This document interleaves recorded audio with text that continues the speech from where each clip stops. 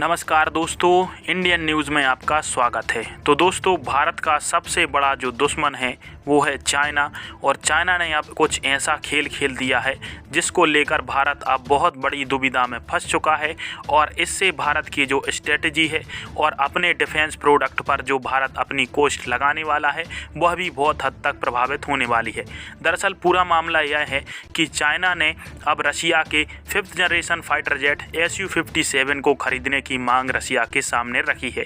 और आप सभी यदि जानते होंगे तो इंडिया ने रशिया के Su-57 को खरीदने से इनकार कर दिया था, क्योंकि इंडिया का यह क्लेम था कि रशिया ने Su-57 को अभी पूरी तरीके से क्लिनिकल रूप से ट्राई नहीं किया है।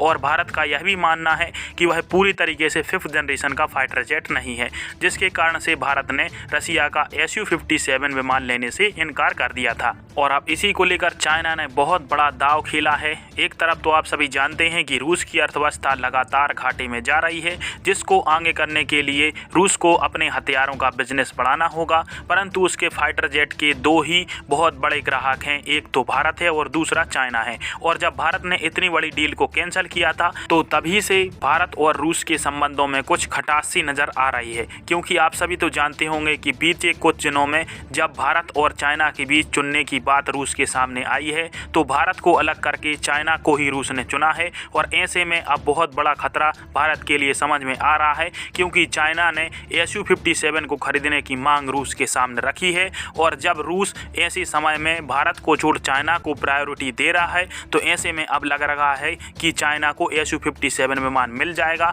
और जल्द ही रूस से Su-57 विमान चाइना को पहुंचने वाला है, जो कि भारत की सुरक्षा, अखंडता और संप्रभुता के लिए बहुत बड़ा खतरा साबित होने वाला है। क्योंकि यदि बात करते हैं चाइना की, तो चाइना Su-57 का यूज सबसे पहले इंडिया के ऊपर ही करेगा और उसके दम पर भारत को तरह तरह की धमकियां भी देगा। और भारत के लिए किस प्रकार से भी खतरा है, क्योंकि भारत के पास सबसे ज़्यादा पावरफुल जो फाइटर जेट है वह है राफेल। और राफेल भी Su-57 का मुकाबला नहीं कर सकता है, क्योंकि उन दोनों की जनरेशन में बहुत बड़ा गैप है। तो इस मामले को लेकर आप सभी की क्या राय है, कमेंट बॉक्स में कमेंट करके अवश्य बताएं।